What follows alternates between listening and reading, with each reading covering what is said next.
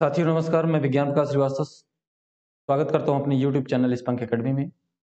जैसा कि आप लोग जानते हैं, इस समय मनोविज्ञान की सीरीज चल रही है और हर वीडियो में आपको 50 महत्वपूर्ण प्रश्नों की सीरीज रहेगी।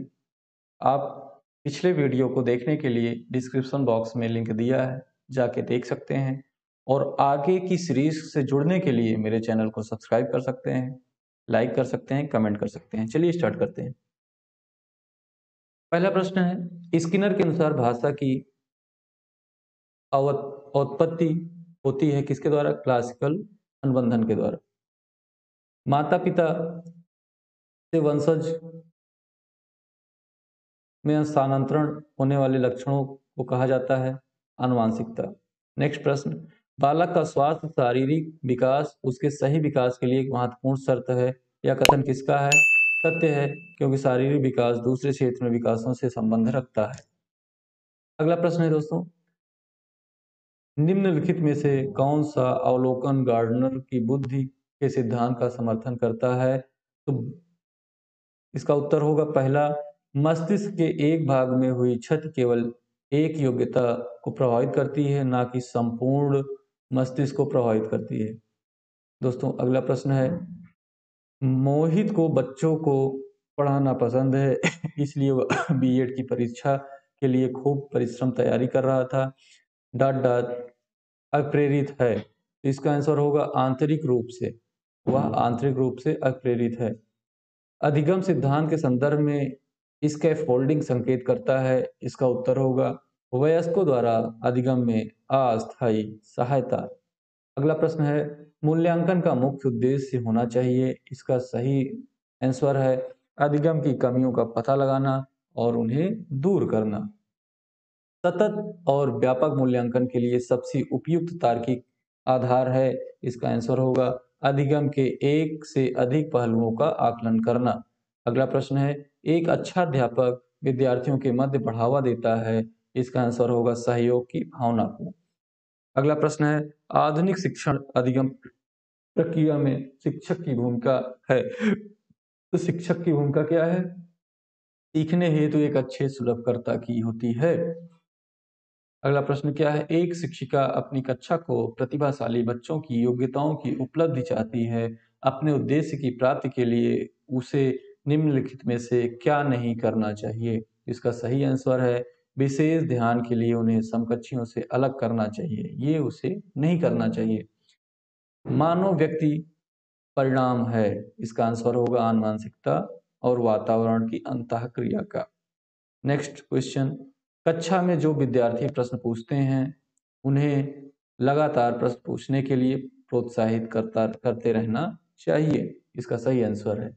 अगला प्रश्न है, शिक्षा की किंडरगार्टन पद्धति का प्रतिपादन किया था। किसने किया था? इसका सही आंसर है फ्रोबेल ने किया था। निम्नलिखित में से कौन सा कथन अधिगम के संबंध में सही है? इसका सही आंसर होगा अधिगम ऐसे वातावरण प्रभावी होता है जो शिक्षार्थियों के लिए भावनात्मक रूप से सकारात्मक और संतोषजनक है। अगला प्रश्न है, जब बालक की परीक्षा द्वारा मापी गई योग्यता के सही मूल्यांकन में अस्थायित्व होता है, तब उस परीक्षा को क्या कहते हैं? वस्तुनिष्ठता कहते हैं। अगला प्रश्न है, निम्नलिखित में से कौन सा शारीरिक विकास का एक प्रमुख नियम है? इसका सही आंसर होगा द्रुतगामी विकास का नियम।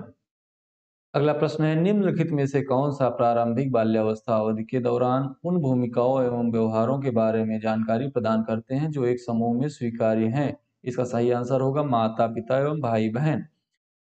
अगला प्रश्न है, निम्नलिखित में से कौन सा आयु समूह परवर्ती बाल्यावस्था श्रेणी के अंतर्गत आता है? इसका सही आंसर होगा 6 से 11 वर्ष।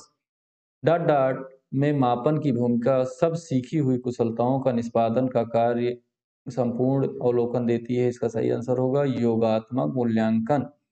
ठीक है दोस्तों, अगला प्रश्न है, एक बालक का बौद्धिक विकास अनुकूलन और समझौता से संबंधित होता है।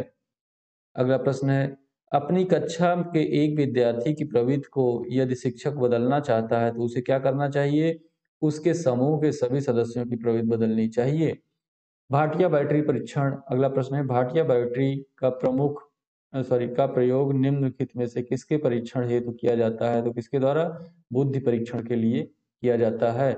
बुद्धि लब्धि में के संबंध में क्या सत्य है? तो बुद्धि लब्धि के संबंध में सही है कालानुक्रमित आयु से व्युत्क्रमित संबंधी। बुद्धि का तरल मोजक मॉडल किसने दिया था? तो कैटल ने दिया था। अगला प्रश्न है डॉट डॉट संबद्ध प्रक्रिया सिद्धांत में पावलोव ने प्रयोग किया था। किस पर प्रयोग किया था? कुत्ते पर किया था। अगला प्रश्न है ग्रेड अंकों से कैसे अलग है? यह प्रश्न निम्नलिखित में से किस प्रकार के प्रश्नों से संबंध रखता है? तो इसका सही आंसर होगा विश्लेषणात्मक। मानवीय विकास में आनुवांशिकता एवं परिवेश की भूमिका के संदर्भ में निम्नलिखित में से कौन सा कथन समुचित है? विकास के विभिन्न क्षेत्रों में आनुवांशिकता एवं परिवेश का सापेक्षिक प्रभाव परिवर्तनशील है। अगला प्रश्न है निम्नलिखित में से कौन सा प्रतिभाशाली छात्र के लिए उचित प्रदत्त कार्य है? इसका सही आंसर होगा उनकी शक्तियों को सही दिशा देने तथा उसे व्यस्त रखने के लिए अपने साथी छात्रों को पढ़ाने के लिए कहना। विकास की प्रक्रिया के 4 बुनियादी तत्वों को पहचान की गई है। किसके द्वारा की गई है? इसका सही आंसर होगा पियाजे द्वारा। उत्तेजक अनुकूलन सिद्धांत का संबंध किस मनोवैज्ञानिक से है? इसका सही आंसर होगा थॉर्नडाइक से है। पुनरावृत्ति का सिद्धांत किस प्रसिद्ध मनोवैज्ञानिक से संबंध रखता है? तो इसका सही आंसर होगा स्टेनले हॉल से। अधिगम से संबंधित बहु प्रक्रिया का नियम किस श्रेणी का नियम है? इसका सही आंसर होगा गौड़ नियम। अगला प्रश्न है निम्नलिखित में से कौन सी अधिगम की विधि है? इसका सही आंसर होगा करके सीखना। निम्नलिखित में से आदत होती है? इसका सही आंसर होगा पूर्व अनुभवों की पुनरावृत्ति। प्राइमरी मेंटल मेंटल एबिलिटी नामक पुस्तक के लेखक कौन है? इसका सही आंसर होगा थर्स्टन। अगला प्रश्न है बच्चों को सक्रिय दुनिया की अपनी समझ का निर्माण एक बयान के लिए जिम्मेदार ठहराता है। इसका सही आंसर होगा पियाजे। दृश्य की कमी से 60वीं ग्रेड के एक छात्र को होना चाहिए ऑडियो सीडी के माध्यम से कक्षा में सामान्य इलाज और सहायता प्रदान की। अगला प्रश्न है गेस्टाल्ट संप्रदाय का जन्म किस देश में हुआ था? तो गेस्टाल्ट संप्रदाय का जन्म जर्मनी में हुआ था। समग्रवाद में मुख्य रूप से ध्यान दिया जाता है पूर्ण से अंश की ओर। इसका सही आंसर है पूर्ण से अंश की ओर। कौन सा संप्रदाय मनोविज्ञान को चेतना का विज्ञान कहता है? तो इसका सही आंसर होगा संरचनावाद। निम्नलिखित में से जेबी वाटसन ने मनोविज्ञान के किस संप्रदाय को मन रहित मनोविज्ञान की संज्ञा दी है? इसका सही आंसर होगा व्यवहारवाद को। अगला प्रश्न है स्थानीय इतिहास के लिए सबसे अधिक उपयोगी शिक्षण विधि है। इसका सही आंसर होगा क्षेत्रीय भ्रमण विधि। सामाजिक अध्ययन का सबसे अधिक महत्व किसमें होता है? इसका सही आंसर होगा सामाजिक मूल्यों के विकास में। अगला प्रश्न है प्रजातांत्रिक मूल्यों एवं सिद्धांतों का अनुसरण कुंडी विधि है। इसका सही आंसर होगा वाद विवाद विधि। सामाजिक अध्ययन पढ़ाने की प्राथमिक कक्षाओं में सर्वाधिक उपयुक्त विधि है। इसका सही आंसर होगा कहानी विधि।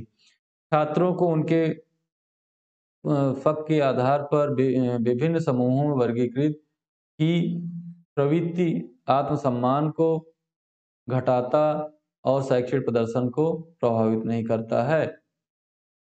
अपनी व्यक्तिगत पहचान बनाने के लिए बच्चों को निम्नलिखित में से स्वयं को क्या समझना चाहिए मनुष्य। लास्ट प्रश्न दोस्तों है बालकों की सोच अमूर्तता की अपेक्षा मूर्त अनुभवों एवं प्रत्ययों से संबंधित होती है। यह स्थापना है 7 से 12 वर्ष तक के बालक। तो दोस्तों उम्मीद करता हूँ कि ये 50 प्रश्न आप पढ़ लिए होंगे, आपको याद हो गए होंगे। इसी के साथ मुझे इजाजत दीजिए, अगली सीरीज में फिर हाजिर होऊंगा। Thank you so much.